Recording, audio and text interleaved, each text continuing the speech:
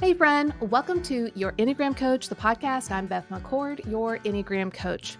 And here at YEC, we are passionate about unlocking the transformative power of the Enneagram from a Christian perspective to enrich your life and your relationships. And we do this by providing engaging podcasts, insightful books. We have dynamic courses, and all of that can be found at yourenneagramcoach.com. Now, with these tools, you're going to be provided the resources you need for that real and lasting growth that you're looking for. But we also train exceptional Enneagram coaches, and they're equipped to help guide you on your own personal journey for your Enneagram type. You can find your coach at myenneagramcoach.com. But some of you, I know you can't help but talk about the Enneagram to others. Well, you might be an excellent Enneagram coach. And if that's you and you're wondering, should you take a look at it? I say yes. So get our free mini course just to get a taste for what it's like. And you can get that at yourenneagramcoach.com/mini course. Now, in today's episode, we are going to give you an exclusive peek into a real coaching session. Yep. This is going to be so fun. Now, we're going to do this for all 9 types, and we're going to start with my type, the type 9. Now, you can either listen to it on your podcast or you can go to our YouTube channel at Your Enneagram Coach and actually watch the coaching session. Now, I know most of you are out there learning about the Enneagram from books and blogs, podcasts, and all sorts of things, which is great. But there's something different and unique about a real coaching session. And so I thought it was about time for you guys to experience that with me. I put a call out to see who would volunteer to be on a podcast and do a real coaching session. And I got a really great response. It was hard to pare it down to just 9 people, but I did. And so over the next 9 weeks, you're going to sit on a coaching session with each and every type. And what you're going to experience in each of these episodes is exactly how I train our Enneagram coaches. In our Become an Enneagram Coach course, which is actually open for registration right now this week, what I do is I help coaches to understand the Enneagram, then to understand how to coach with the Enneagram, and then how to build their own coaching practices. So, what you're going to see is how I help the coaches not only help their clients to discover their main Enneagram type and discover the Enneagram, but then to explore their Enneagram type. And that's what we're going to be doing today. So, I help our coaches to take each client through the first 5 coaching sessions with guide sheets. These guide sheets are tailored for each Enneagram type. And over the course of those 5 sessions, each Enneagram type are going to be able to explore their type and the different elements of their type so that they can use that in their real life circumstances to actually grow. In fact, what we see is that people have accelerated transformation when they have an Enneagram coach and they use these guide sheets. It is super powerful. Now, I would love for you to hear all 5 sessions for each Enneagram type, but that could take us a really long time. So, what we're going to do is take you through the first guide sheet, which is the first session of all 9 types. So, stick around for this 9-week series and explore with me what a real coaching session is like. So, with that, let me give you a little background information on who I'm going to be coaching today. Now, totally got permission from her and all of the other types to be on this podcast. So, today is Jilann Carlson. She's a type 9, and she has been deeply involved in ministry as a pastor who serves women's and marriage ministries alongside with her husband. And she thrives on helping others to grow in their faith and self understanding. But she also is super busy because she homeschools her 3 daughters. Now, she found the Enneagram in 2018, and it helped her immensely to grow personally and to give her insights on others as well. And she loves to pass on the Enneagram knowledge with other people. And not only that, she holds her master's in practical ministry. So, with that, join me in this coaching experience. So, Jilann, thank you so much for just participating today and letting me walk you through the first coaching session with one of the first guide sheets. And so, as we walk into this coaching session, this is all about you exploring you. And us nines, that in itself can be kind of tricky, right? Yes. Like, we have this internal fog, and it's like, I don't know where I'm going. Well, so what we're gonna do is we're gonna walk through a guide sheet, and the guide sheets really help us to explore and unpack our personality type in bite-sized lessons. But anyone could read about their Enneagram type. So it's not about just reading this information, but it's truly exploring and getting to know yourself. And what we need to do is basically, in order for you to connect all the dots, we have to start collecting the dots, right? So we're going to start Mhm. collecting these dots. But as we do, I want you to start putting them together. And what that looks like is bringing up any aha moments, stories that correlate with something that you learned about. Maybe you have a question about something that you just heard, like, huh, wait, wait, I have a question about that. Mhm. Whatever comes to mind, not only is like acceptable and fine, it's actually needed. And the more you engage with the information and you just talk and you explore and you have aha moments, what's happening is you're creating new neural pathways in your mind that later you'll be able to come back to these aha moments and go, oh, yeah, that's why I do that one thing. And the Mhm. goal of coaching isn't just to know the information, it's truly to use it in your everyday life. So, you and I are both nines. And so we tend to kind of steer off and fall into the same kind of pitfalls. And so what I'm wanting to do is to help you, to like guide you into putting down a rumble strip. Okay. So rumble strip is that thing on the side of the highway that when um, you're not paying attention or you're falling asleep at the wheel, that thing will vibrate and wake you up like, "Hey, you're gonna go off the road if you don't get back on the right path." So we wanna set up these rumble strips, these alert systems to let you know, yeah, that might feel natural, normal to have that strategy or to have that behavior or thought or feeling, but it's actually not the best for us. So here is a better path. Now, usually the better path and the healthier path is the harder path. And Mhm. so it's not always fun and easy, but the more we do it, the more it becomes natural and we see the end results, after day, week after week, and we actually go there more often.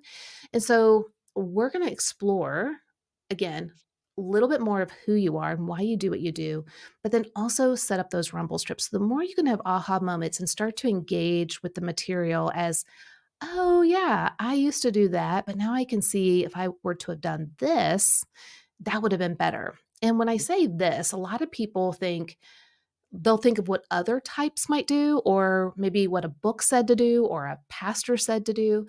And not that any of that general good information is wrong or bad, but it may not be specific to you as an Enneagram type 9.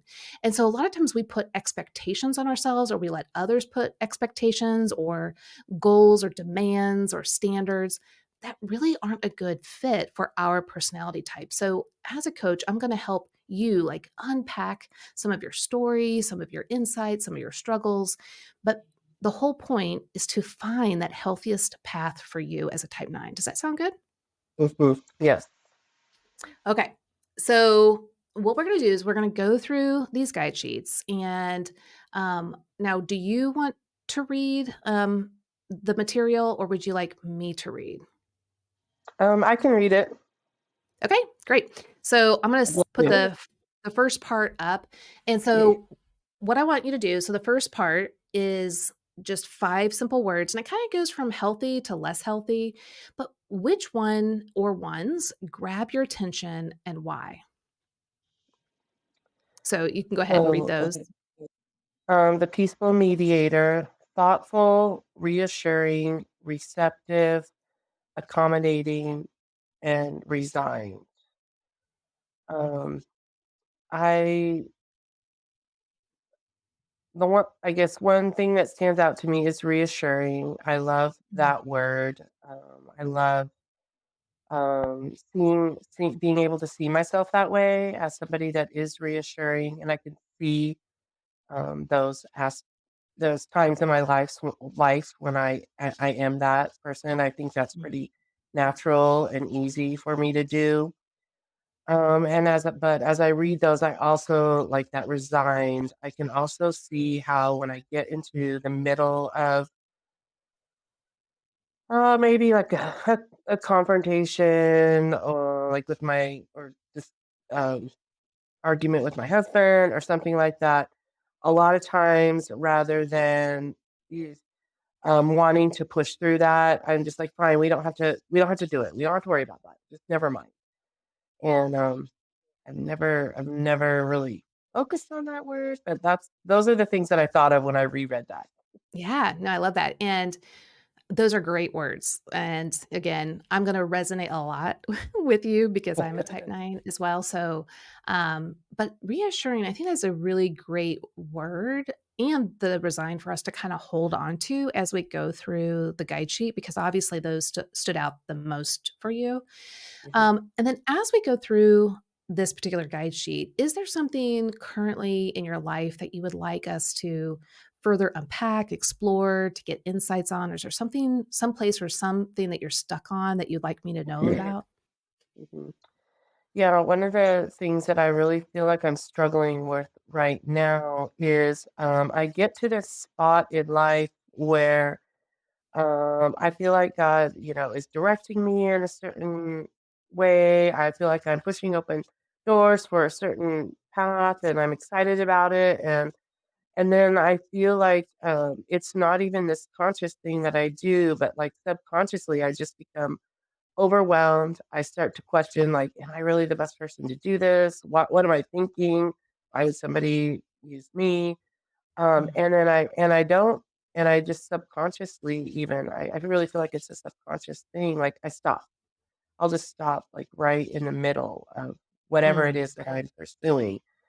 And we've talked about imposter syndrome. I've heard that yeah. term, and I feel like I can get caught up into that, and just learning how to push through that is something that I really feel challenged to be doing right now. Yeah. Is there something particular in your life that you see this happening?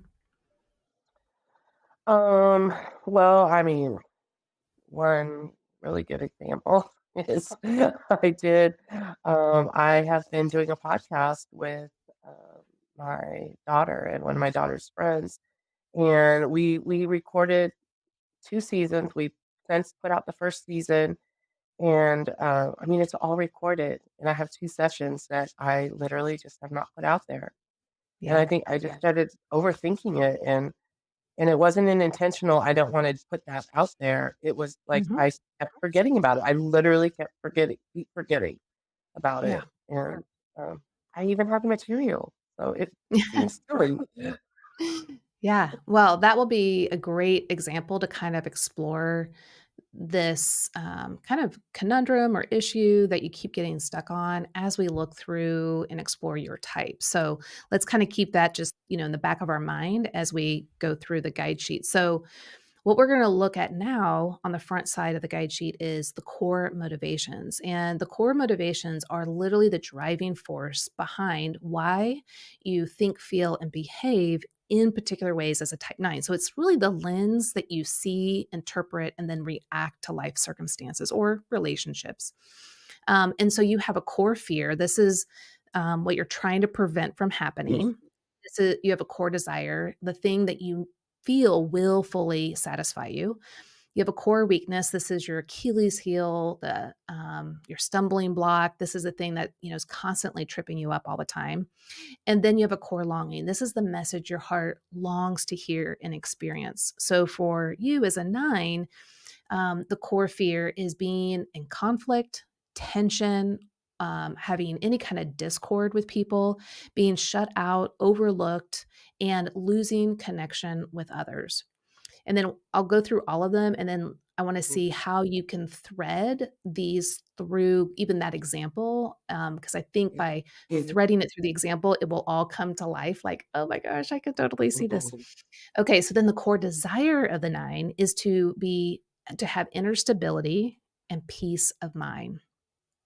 But the core weakness is sloth. Now, sloth for the 9 is not a physical laziness, though when we're not at our best, we can really enjoy our cozy comforts. But what it's really meaning here is an inner slothfulness, an inner not knowing. And so the how we kind of describe it is that you're remaining in an idealistic and unrealistic world to keep the peace, remaining easygoing and not to be disturbed by your anger. So you fall asleep to your passions, abilities, desires, needs, and worth by merging with others. So we go along to get along. It feels so much easier to focus on, others' desires and hopes and dreams and just make everyone else happy. That seems so much easier than exploring our own world because we have this internal fog. And at times it's like so thick, it's just exhausting. So, like, I always tell people, think of a 9, you and a 9 are standing together, okay? And you're going to walk down the street, a couple of 100 yards to, let's say, Walgreens. Well, if it's like really foggy, you're not going to run there. You're not going to even walk fast there. You're going to take your time because you can't hardly see anything in front of you. So you have to be mindful and take your time. Well, maybe the person next to you, for some reason, they can see very clearly. And so they're like, why are you so slow? Like, hurry up. And you're like, how do you not understand this? Right. And so that's what I want others to understand about the 9 is that there's this internal fog, and it's not like we can just quickly lift the fog and figure it out. So it takes Mhm. time, and we need patience, not just from others, but also patience with ourselves. Um, but it's so worth it. So that is kind of the slothfulness. It's exhausting to find out more about ourselves, but it also correlates with our false interpretive message that we got as a child is that don't assert yourself. Your voice, your presence doesn't matter. That's kind of Mhm. this background record player that's constantly Mhm. playing.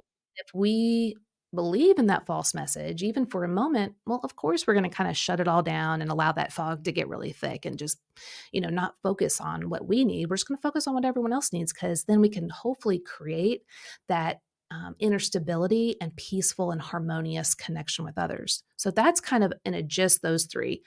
But your core longing, the message your heart longs to hear and experience, is that your presence matters.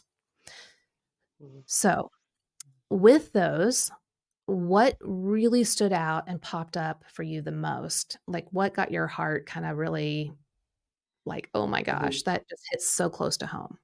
Mhm. Mhm. Well, for a long time, that core longing was something that really stood out to me. That was something that it didn't make sense to me when I first read it. Hmm. But I have really seen how, like, a comment that somebody will make me feel like either my presence does matter or my presence doesn't matter. And like, so that has been something that I focused on for a long time, and it really that helped me to understand how that affects me. But I would say, in terms of reading through these right now, that core weakness, going back to like the uh, podcast and those types of Hmm. things, just kind of shutting down. I do think that I probably go to that, idealistic thing, and I don't. And I mean, somewhat going back to that core longing, like, does it really matter if I do that? Will it really matter? Will anybody really care if I do? Um, it's no big deal if I don't. Right. And then even honestly, some of that core desire kind of comes in there as well of, well, what if I say something and somebody questions it? Um, and I'm not going to have, can I defend it? Do I know enough to defend it? And is it going to mess up my peace of mind? And so I see how I And can. it might cause what? Tension or conflict, right? Mhm. Like the Yeah. core fear, it's like, "Oh, but and what if I lose connection with people because I said something that rubbed them wrong?" And, Yeah. it all really correlates, and so I love that you're piecing this all together because I wanted to ask you a follow-up question, and so you were able to get there, which I was so excited. So you had said earlier that it's it's not conscious that you forget and that you don't Mhm. remember to put it on. And though as a fellow 9, I totally understand what you're saying. But also as a coach, I want to press in a little bit and say, is it that you have other false beliefs that you're listening to, which then shuts you down to forget, with quotes around that, to forget Mhm. to do the very thing that either you were called to do, you had wanted to do, you were motivated to do, but these false messages have kind of won the day in the moment. Does that make sense? Mhm. Mhm. Yeah, I can't think of more anything specific in that in regard to this, but absolutely I could see that just, I mean, it could be honestly anything that somebody could just casually say something that would just cause me to question and wonder, am I doing the right, am I doing the right thing? Should I be doing it? Yeah. For And sure. that false childhood message that says, "Don't assert yourself." So, like, Mhm. we're literally starting at a deficit, right? Yeah. We have this message inside us that's like, "Well, don't assert yourself, like, that's selfish, or you're promoting yourself, or why would you Mm. get out there in front of everyone?" People are gonna think that you just care about being, let's say, in the limelight or promoting yourself. I mean, whatever it Yes, is, yes. we're Mhm. like, "Oh, I can't do that. I'm gonna then shrink back and Yeah. withhold myself unless," and this is important for the nines, Mhm.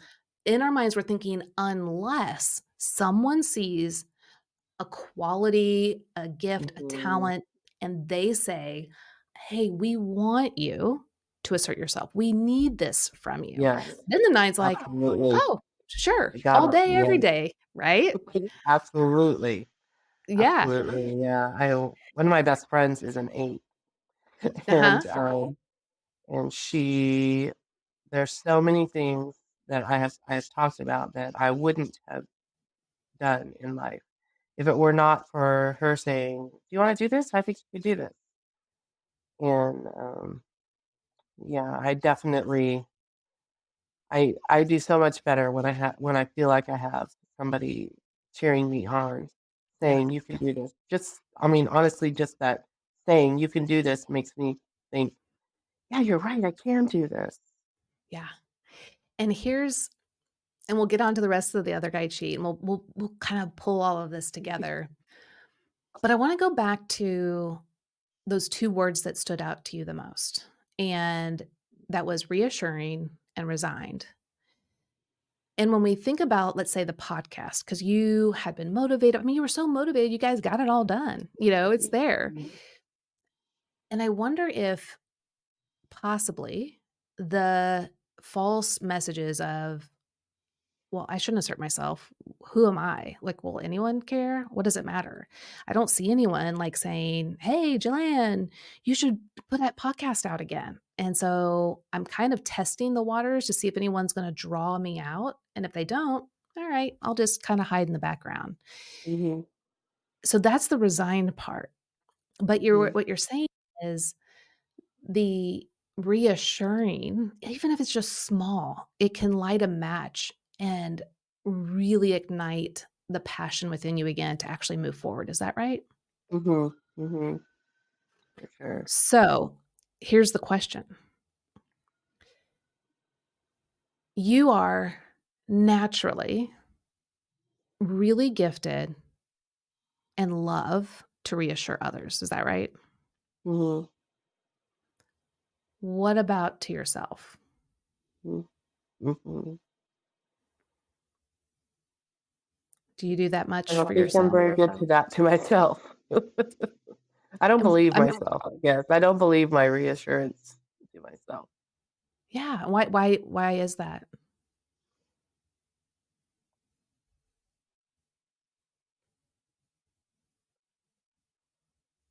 I I just I just think somebody else could probably do it better than me, or that all those Yeah. kinds of thoughts. Like, why would I be So, the best person? yeah, and it kind of almost feels, um,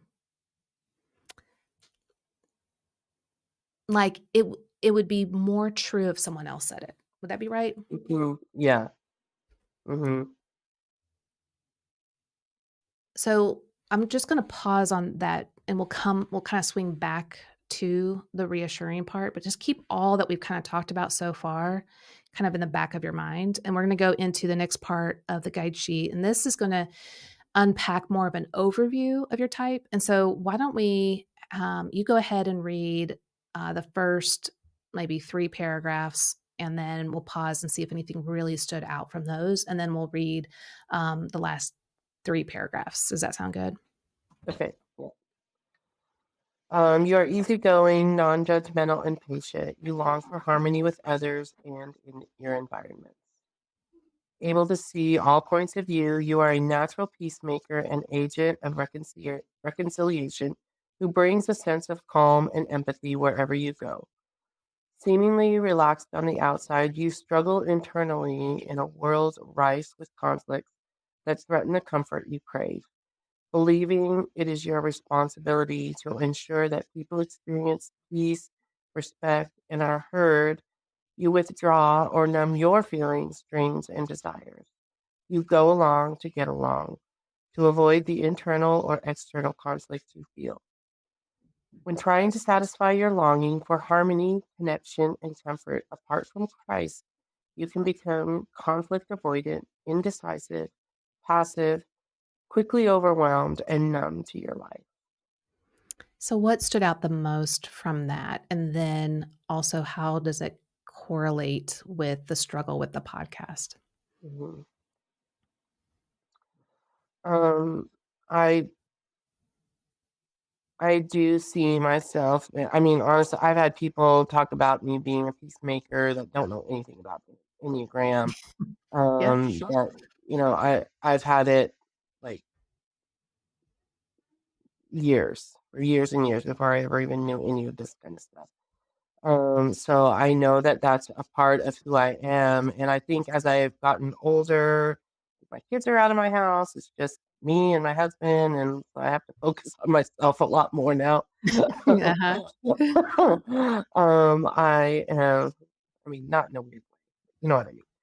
Yeah, Um, yeah, um, yeah. Right. um, I am seeing how that numbing my feelings, my dreams, and desires. And so, I mean, like, I think that's exactly what I have been doing with that podcast, like that, and with, going further with the Enneagram. Like, this is something that I mean, has literally like changed my life. It has Yeah. helped me grow in ways that I didn't think I could grow, honestly. And people that I have talked with about it and seen lights go on for them, it's just so exciting. And to know that you're helping people grow and change and be more who God's called them to be. But Yeah. I start doubting, like I mean, Beth does a great job at this. Why do I have to do it? Why should I do it? Actually, not even a have to, but why? Yeah. Why would somebody want to talk to me versus talk to Beth? In that kind of feeling, and even saying maybe this really isn't my dream. Maybe this really isn't what God's calling me to do. Mhm. Um, I mean, I feel like I'm 56 and I'm still kind of like trying to figure out what I want to be when I grow up, that feeling of those Mhm. dreams and desires. And I think I get caught up in like, could this really happen? Is this really gonna be, maybe it shouldn't, maybe I shouldn't let this Yeah. I mean, all of those I have the same things, just to let you know. happen. I have the exact same I thing. don't know if I believe you. I I do know, believe right? you. I do. Yeah. I am And so your story really is my story. And I have not only, I've had some like really big aha moments in my life, like you have. Um, but I'm gonna tell you, and this is the honest truth, every day that I get on like Instagram or do this podcast or write material, whatever, every single time I'm like, no one really cares. Like, why am I doing this? I don't like this. It doesn't really matter, every single time. And Mhm. so I say that as an encouragement and an acknowledgement and empathy that you're not alone and that it is really hard and it's scary. But what I would let's keep moving on this. But what I'd love for you to think about as we go through this last part is that reassuring part that I talked about earlier. And so let's Mhm. move through this part and then we'll pick that back up when we're done. Does that sound good? Yep. Okay. Internally, you struggle to believe that your voice and opinions matter and become self-forgetting and self-belittling.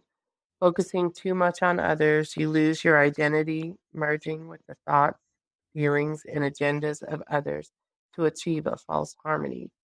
You fall asleep to yourself, yet often have an internal frustration about being overlooked by others.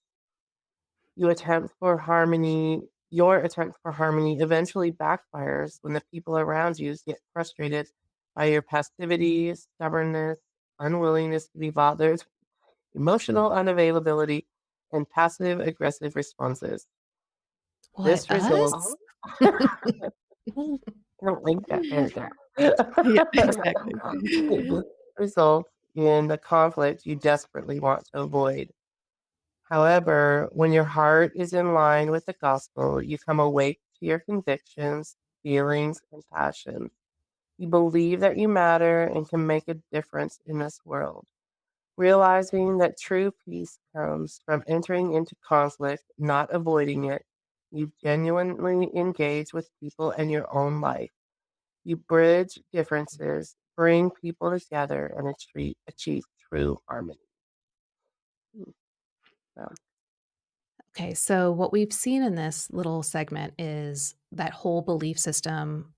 I don't matter. My opinions don't matter. No one really cares because if they did, they would really be like, "Hey, come out," like tell us, like show us your gifts and talents. Like we need them.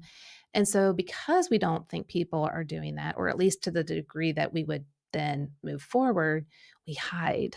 Um, Mhm, and but what I'm curious about is you are so naturally good at being reassuring, to be supportive, warm, kind. Nines see all the perspectives of all nine types with great ease. So they're mhm, empathetic. They are able to come alongside others that are struggling or doing really well and champion them. mhm, But again, the question is, why are we not doing it for ourselves? mhm, So let's go back to the podcast and not getting those others uploaded. You unconsciously aren't doing it, but there's a lot more going on under the hood, right? That we're now unpacking. mhm, And in that one paragraph, it says, you fall asleep to yourself, yet often you have internal frustration about being overlooked by others. And that kinda mhm, goes back to, I wish someone would draw me out, see my gifts, and, mhm, like, say something about it. When has in your life that happened, that it really meant a lot to you, that it really moved you forward in something that either you were stuck in or you weren't motivated in, but man, it really got you propelled forward? mhm. I mean, I have had that a lot of times, in, my life. I guess I'm a part of a team right now, one of our more recent ones. I'm a part of a team on our church right now, and, somebody on the team really encouraged me that, like, "I love your opinion. You have good thoughts. We need to hear more from you." Hmm. And just hearing that, ha it just those words make it me feel like, okay, I should give my opinion that my opinion does matter. Yeah. Um, and I am, yeah, it doesn't take a lot, but it takes Yeah. genuine encouragement. And then I'm like, Yeah. okay, if you said I can do it, I can do it. Um, Yeah. And the interesting thing is that do you deep down, past all of the false messages, but your real healthy, authentic self, right? mhm. Do you really believe that you can do it? If I get way deep down there, I Mhm. mean, I think like my gut reaction is, I think I can, but I don't know if I really, but I don't know. That's Yeah. my gut I mean, but reaction. But at the deep down, beginning, I you mean, were. I have the skills, I have the abilities, I have the Okay. understanding, I have the, Mhm. I know that. I do know that. Yep. And at the beginning, you said reassuring is just natural. It flows out of you. It's not even like you're having to try to be reassuring. It just is you, right? Like that Mhm. is just Yeah. who you are. And so we want to look at moving forward in the things we feel stuck in. And one, we want to shape it in a way that fits our personality type well so that we don't get as stuck, because if we're trying to make it like someone else that's not us or follow their lead or what they say, that's just going to trip us up. So Mhm. if you can live in the lane where you're going to be able to give to others reassurance, and of course, there's so much more than that. We're just bringing that one word up because you said it earlier. Mhm. But if you live in that lane of reassurance, you are going to just be living a life that's just so natural and overflowing, and people are going to gravitate towards that. And they're thirsty. Our world is thirsty for reassurance, right? They're thirsty Mhm. for affirmation and understanding. Mhm. And you can give that. And that's what your Mhm. friend was saying. But here's the thing, and I'm going to share with you what ignited me to actually start your Enneagram coach. I don't know if you know the story, but I started learning the Enneagram in 2001. Okay. I Mhm. didn't start your Enneagram coach until 2016. That's a pretty large gap. And I really, not only did I hide a lot of those years as I was learning and growing, and man, I really knew the Enneagram. I had studied so much. But when people started asking for us to, you know, help, like their dentist team or their school teachers no more, I didn't present it. I was like, Jeff, you're the pastor. They're going to want to hear from you because I didn't think my voice and my presence would matter. So Mhm. it was basically like the Wizard of Oz. And I'm literally like behind the screen pulling the little levers, telling Jeff, say this or say that, or like, putting a slide deck together so that, he can Uh-huh. kind of present. And he'd been learning the Enneagram along with me, but he wasn't as passionate as I was. Mhm. So then all of a sudden, people are like coming to him for the information. And I'm feeling so overlooked and angry. Well, one time, I was working alongside someone for about a year and was really trying to get this person to like get into the Enneagram. But of course, if they kind of said no or didn't look interested, of course, I'm not going to insert myself. What would a night? What? So, so I didn't. And and they were someone that could really kind of help me launch my coaching. At this time, this was in 2000, late 2015. At this time, I had already formulated my idea of an Enneagram coach because no one was really Enneagram coaching out there. And I was Mhm. like, oh, I'd love to do this like thing. And she could have Mhm. helped me kind of get going because that was her realm, her field. And she had Mhm. contacts. So then I go home and on Instagram, I'm thumbing through, and I see this picture of an Enneagram book. And the same person was like, I can't wait to learn about the Enneagram. My friend told me about this. And, she's going on and on. And I'm like, are you serious? So the gut reaction of the nine, a visceral reaction, I stood up and I literally stormed out of the house. And I passed Jeff. I grabbed my keys and he looked at me like, I'm sure you know what I'm talking about. That just the volcano is going to erupt and no one can be around me, right? Like you've had that? Yes. And so he sees me pass, so, like, he's kinda like, "What's going on?" And I'm like, "Just look at Instagram." And I leave the house, I get in my car, and I start driving, and I am, like, screaming. And I let myself scream because I knew the Enneagram well enough to know I needed to feel these Mhm. really sorrowful feelings. I had been totally overlooked. This person knew I knew the Enneagram well. And though I was kind of a mouse, I was just looking and longing for her to pull me out and say, "Oh my gosh, I see this gift in you. You should do this. You would be amazing." Right? I'm waiting Mhm. for her to validate me. So I'm Mhm. in the car and I'm feeling so overlooked and I'm yelling. And about 15 minutes later, I turn around and I hear this kind, soft voice say, "Why are you so angry?" And I Mhm. was totally sassy with God. I was like, "Are you kidding me? Like, did you not see what just happened?" And it was quiet and calm and loving and still. And then a few seconds later, I heard, "No, really, why are you so angry with yourself?" And it was clear as day.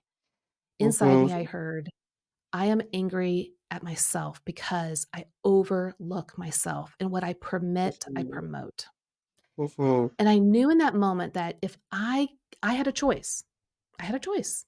I could either keep overlooking myself and train others to overlook me, or I could see what God had already instilled in me and live that out, not someone else's version, but my own version. Mhm. And yeah, it's gonna get messy and it's gonna upset people, and I'm gonna not enjoy that conflict and tension, but it was doable, it's possible. So I got home and literally it was that night when I got home, I walked in the door. Of course, Jeff was kinda like, "You okay?" And I'm like, "Yeah, I'm I'm getting my certification and I'm starting my own business and I'm going for it." And I never looked back. And I say Mhm. that only because I 100% understand where you're at. And I'm at that Mhm. place every day. But I've also learned that the cave you fear to enter holds the treasure Mhm. you seek. Mhm. I love that My quote. hope, yeah, my hope is that you will be your biggest champion, that you will be your biggest advocate. Mhm. Um, because that is your natural gift is reassurance. That is what you do. And I have to literally get behind myself and gently push and say, "You can do it because God has gifted you to do this. And your voice and your presence and your thoughts and your opinions and what you have to offer really does matter." Now, Mhm. am I believing all the time? No, no. But Completely. I then get to see the outcome later. And so Mhm. really it's the hardest thing for me to do is to get on the podcast or to get on Instagram. And not everyone says anything all the time. I'm just here at home, kind of working by myself most of the time. And every once in a while I hear someone say, "Oh my gosh, that meant so much to me." And that really does help, like you said. Mhm. Mhm. But I'm hoping that as we're talking right now, that you will begin to see that it's the overlooking of yourself Mhm. that is the biggest harm for us nines. Mhm. But it's also you champion yourself, you reassuring yourself is what you're actually waiting for. It's not for other people to come and say, "You're amazing, you're great," and they'll Mhm. come, but it's really you you've been waiting for. Would you agree? Mm, mhm. Good. Yeah. How does that even feel? Scary. Right? It does. Like, I'm even saying it, and I'm like, "Oh, yeah, this is super hard." Like, it is. It feels so Mhm. awkward. It Mhm. feels selfish or it's something, like arrogant Yeah. maybe? I don't know. Like, Yeah. I don't know the Yeah. exact wording, but it just is like, that doesn't feel right. But here's the thing, Yeah. when you do show up, right? So, when you show up and you're reassuring to others and you're comforting, you're compassionate, you're empathetic, you you see and experience how much you matter, right? Whether you Mhm. tell it to yourself, you see Mhm. it. Yeah. And so it's those moments that you're gonna need to bring back to your mind and Mhm. like say, false messages, you are false, but what's Yeah. true is that God gifted me in this area, and I'm gonna live full force in it, and it's gonna be super Mhm. scary. Is Mhm. that does Mhm. that feel right to you? Yeah. And I Uh, mean, I've experienced it. I have experienced it. I mean, yes. I started moving in that podcast in that way because I did feel like that was where I was supposed to Yep. be in, and I felt like it was a lot of, me. Yeah, so then what happened? Yeah, I don't know, I just got overwhelmed by it, I think, in a lot of ways. Like, Yeah. what am I supposed to do next? And, Yeah, you and then know, what do us 9s do when we're overwhelmed? hide. We disconnect, we disengage, Forget. we Yeah. fall asleep to ourselves, we forget, and we'll say we forget, and it is a genuine, in a sense, forgetting, but it's also Mhm. it's a defensive mechanism. It's called narcotization, and we Absolutely. fall asleep Yes. to ourselves. Yeah. And so it's not like we're trying to forget, but that is a strategy because we're afraid that our voice or what we do doesn't matter. Right. And so we won't move forward in fear. Mhm. Okay, so what we're gonna do is we're gonna go to the backside and we're gonna kind of bring all of this together with what we call as the Enneagram paths. And for those of you that are not seeing what's on the screen, there are 4 boxes and there are Enneagram symbols in each box. And they're all focused on the type 9, and the 2 lines that come off of 9 go towards 6 and 3. So we're talking about the Enneagram paths. These are the paths that you take, whether when you're doing well or you're not doing well. Now, these 4 boxes represent that because you go to both the healthy and the less healthy of each of the 6 and the 3. So the first box that we're looking at is the stress path. And the stress path is when a type 9 is struggling, you can take on some of the average to the unhealthy characteristics of the type 6. So, what this is going to look like for you is you're going to find your mind constantly racing, worried, and fixated on possible worst case scenarios. You're going to become irritable, defensive, and frustrated, and you're going to frantically take care of responsibilities that have been put off for too long. So you're gonna like, oh, I'm just gonna get it done, and get a Mhm. little bit more frantic, whereas normally S9s like to be even keel and easygoing. But when we're under stress, like this more anxious energy comes out. Mhm. When does this happen for you? Or do you see this happening for you? Yeah. Yeah. I definitely, do. I'm I good at procrastinating, and so then I get into that stress path a lot of whatever it is. Having people over, have something an Right. event I'm getting ready for. Like, how long can I wait? And oh my gosh, I waited too long. I gotta get this done. Yep. I Yep. definitely do that. And even in stress, I can see myself um that getting that worst case scenario, like, I go to all the weird things that generally I don't normally think of, and then I'm like, "Oh my gosh, what are you thinking?" Yeah. And, sometimes people are like, "Whoa, what's going on?" Like, "This is not your typical self." And it's like, Yeah. "I know, because 'cause I'm so stressed. Yeah. I'm so overwhelmed," Yeah. and we can get frustrated and irritable. Of course, us 9s will never say we're angry. We usually say, "Oh, I'm just so frustrated," Yes. Um, and because we don't wanna be angry because we fear that that will bring up conflict and stuff. Mhm. Okay, so the next box is the blind spot path, and this is mainly you going from, or like not in your healthiest place, taking on some of the average, the unhealthy qualities of type 3. Now, we'll see in a second, type 3 is actually also your growth path, but when you're not doing as well, you can actually exhibit some of the less healthy parts of 3, but usually only with your family, maybe a close friend, so the people you let your hair down with, right? Mhm. Now, what Mhm. this is gonna look like is that you might demonstrate your value and worth by bragging about your accomplishments. You can do busy work to feel productive and distract yourself from the important matters that are maybe over on the wayside that you're stressed about. You just go over here and maybe clean or do something that's more simple. And I'm just keeping myself busy and accomplished. And then you can desire to be noticed and affirmed, and then easily hurt when others point out a flaw Yeah. or failure. And the whole demonstrate your value and worth, that can like, oh, that man, that's like, no, I don't ever, because I feel so like maybe arrogant for the 9. Uh-huh. But this is where maybe you've done something really great and no one kinda gave you an Atta Girl or an award or, just that Mhm. acknowledgement. You might go home and go, "Hey, guess what I did today?" So it's not like Yeah. super boastful. It's just like, "Hey, I'd like for someone to know," and I'm not gonna tell the whole world because as a 9, I just don't do that. So I'm gonna Mhm. tell my safe people. Now, does Mhm. this seem true for you? Yeah. Yeah, definitely. This was like the blind spot path is like one of my favorite paths to talk about with people because I do Yeah. think Why is it's, that? because it's where you're most comfortable and but blind to your weaknesses. Yeah.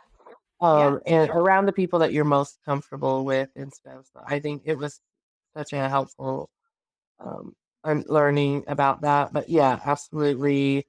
I can totally come home and be like, guess what I did? That I would never say to anybody Never. else. Yeah. Right? Um, Right? and busy work, yeah, totally, totally just do work to make me feel like I'm getting something done, but not really doing the things that I should be Mhm. doing. Um, yeah, always desiring to be noticed and affirmed. And then my husband, I mean, he can say something to me that, your collar slipped under, and I'm just like, Right.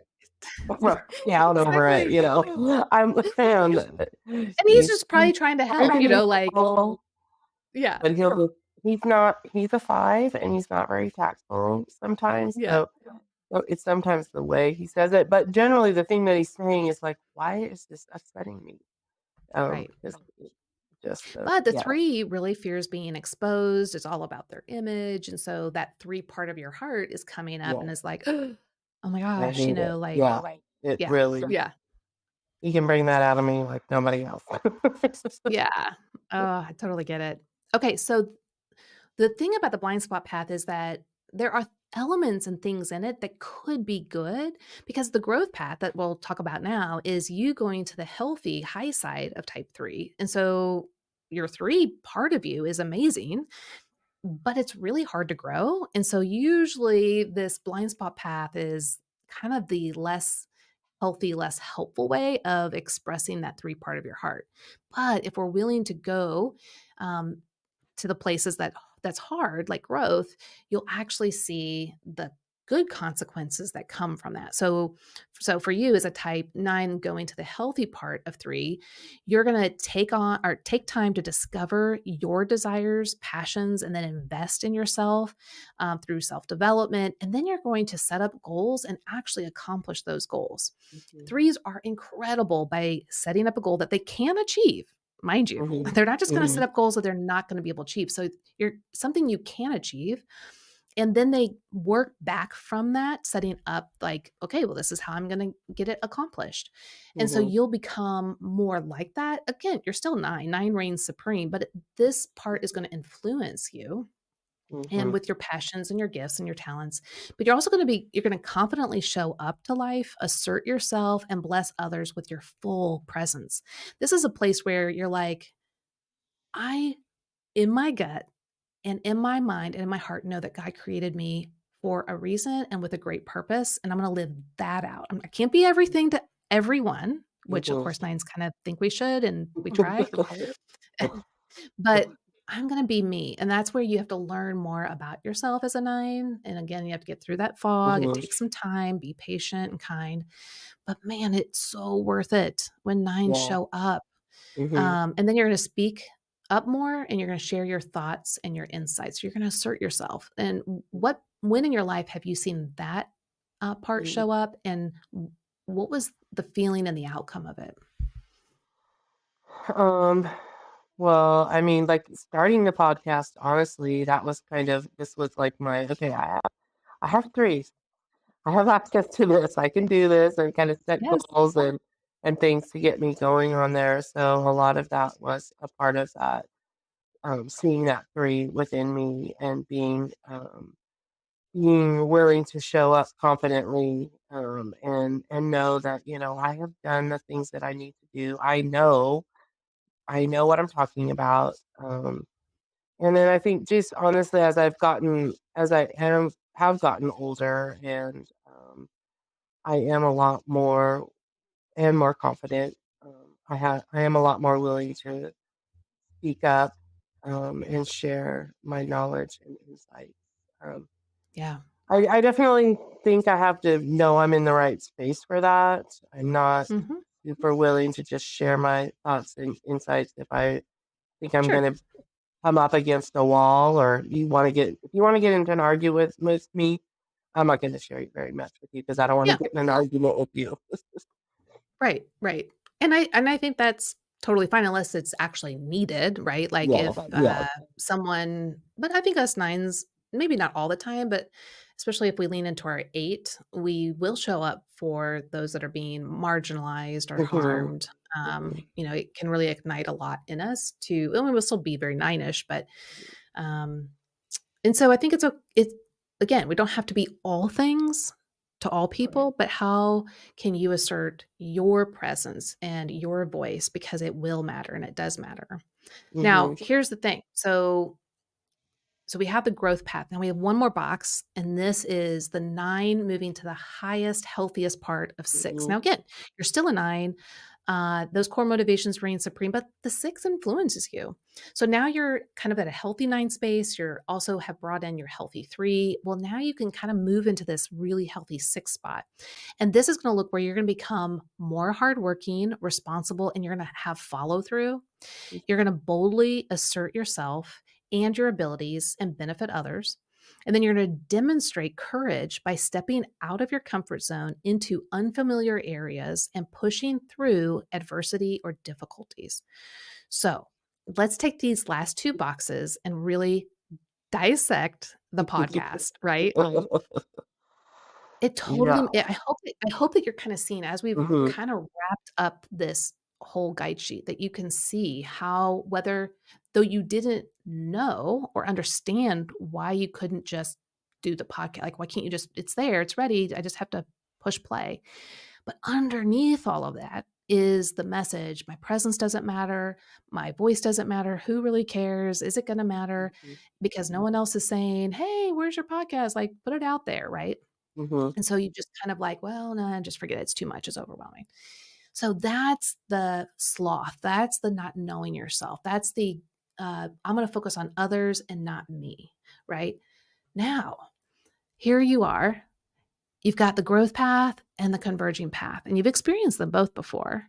And Hmm. so with the podcast, a great place, like where would a great place start with the growth path? And then what is it of the converging path, the sixth part that you really need to lean into to make this actually happen? Hmm. Um, well, follow through, that would be a good one on just, I think getting that, um, reigniting that courage within me that, Yeah. this is what I'm supposed to be doing. And, I think some of it is going into, okay, what's our next step? So there's that fear of what does that look like right now? But to know that I have I have the material for the last 2 things. Put it out there. It doesn't matter that there's been a long gap or anything like that. Yeah. Just put it out there. And then, I think a lot for me, is that stepping out of my comfort zone and being willing to assert myself rather than waiting for somebody to say, "You can do this." Mhm. Um, I had people say I could do it, so Yeah. I don't need more. And really, I feel like it is an area that God is calling me to. And am Mhm. I going to ignore that, or am I going to be bold and assert Yeah. myself and say, no, I just need to do what God's calling me to Yeah. And it's not going to be comfortable and it's going to be hard. But do. who is really good at reassuring? I am. Right. And so you get to be your greatest reassurer Mm, to yourself. good. That's really good. And That's gonna feel awkward, don't get me wrong. But the more you do it, like I do, I kind of envision myself, Mhm. my kind of mature Mhm. adult leadership Beth, Coach Beth behind me and Yes. just gently pushing me like, "No, really, you can do this, and here are the things that you're good at." I mean, yeah, you're not gonna want me to go and do a debate. You're Mm, not gonna want me to no. I would not be a good debater, just saying. No. But that's not what I'm trying to do. I'm trying to live out my calling and Mhm. bring my presence, and that's what you're saying is like, "No, I do feel called, and I am really gifted at the things I'm going to give myself to, and so who's not gonna be, like, how you can and will be your greatest advocate, your greatest Mhm. supporter, your greatest cheerleader, and again, Mhm. your greatest reassurer." And reassuring not just in the positive light, but reassuring, yes, it's going to be hard, Mhm. but you can do it. And actually, nines are the strongest on the Enneagram. Because let Mhm. me say, when we're stubborn, just don't even try. Don't even try. Yeah, But ask my husband about that one. yeah, right? But why not be stubborn with ourselves That's at good. the benefit? Okay, here's the reason. Okay. When you reassure yourself, it's not for your own self gain, though that will happen, right? It really will bless others. And Mhm. so when you don't reassure yourself, when you don't move into that three space and the six space, you're actually hindering others from experiencing the gifts that God has given you. Mm, mhm. And that Yep. is the game changer for the nine, right? It's Mhm. like, oh, you mean I'm not getting out there? You mean it's not arrogant? It's not boastful? It's not, I'm so confident? It's like, no, you're getting out there because you have something that will bless others. And if you don't get out there, you can't bless them. And they will therefore not experience the goodness that you have to offer. And that Mhm. mind shift is what can help nines to move forward because they want to Mhm. do things on the behalf of others and for the good of others. Am I right? Yeah. Yep. Yep. Okay, we have one last thing Mhm. to Okay. discuss, and it's the internal message. So we have this record player in our mind that constantly keeps going in the background, and we think it's absolutely real, but it's not. It's going to feel real, but it's not real. Okay. So ours is if everyone else around me is good and okay, then I am good and okay. It feels real, right? Like, well, if everyone's Yeah. fine and happy and everyone's getting Wait, that's not along and true? I know, right? It feels so true. Mhm. But the sad thing is, you and I both know we're both moms. I mean, I was a pastor's wife, you're a pastor's wife. Nobody's happy, right? I mean, Right. to a degree, right?